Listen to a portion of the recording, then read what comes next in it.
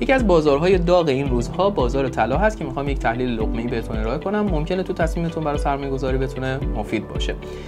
الان قیمت اونس جهانی حدود $2770 هست که پیش بینیمون برای پایان سال 2025 اگر ریسک سیستماتیک و جنگ و از این دست اتفاقات نداشته باشیم احتمالاً تا محدوده 2900 تا $3000 میتونه برسه. 3000 رو در نظر بگیرید. قیمت دلار الان حدود 80000 تومانه که البته این مقداری حباب داره. سال قبل اومدیم بررسی کردیم گفتیم ارزش ذاتیش تا پایان امسال میتونه این رو 58000 تومان گفتیم ارزنده است و میتونه به 74000 تومان برسه که میبینید بالاتر هم رسیده. الان با توجه به اتفاقاتی که افتاد ارزش ذاتی دلار از 74 به 79 رسیده.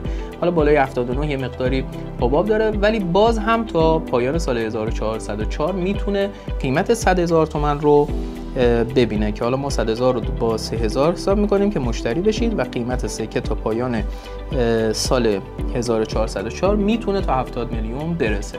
حالا همونجوری که مشاهده میکنید بازی سود یک ساله طلا توی یک سال آینده میتونه بین 15 تا 36% باشه و به پر رونقی امسال نیست، اما همیشه برای بالای یک سال میتونه طلا یکی از گزینه‌هایی باشه که 30% هم میتونید نقره بگیرید که احتمالاً بتونه سودهای خوبی توی 2-3 سال آینده داشته باشه.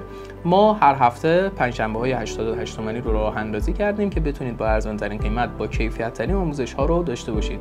باشه یه چیزی رو در نظر داشته باشید که شاید بازاری مثل فارکس، بازار کریپتو، حتی بازار سهام مناسب همه نباشه، اما هر ایرانی توی ایران باید با سرمایه‌گذاری تو بازار طلا آشنا باشه.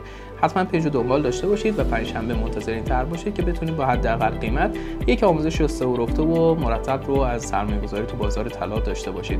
کپشن رو مطالعه کنید، برای تحلیل‌های دقیق‌تر کلمه طلا رو کامنت کنید.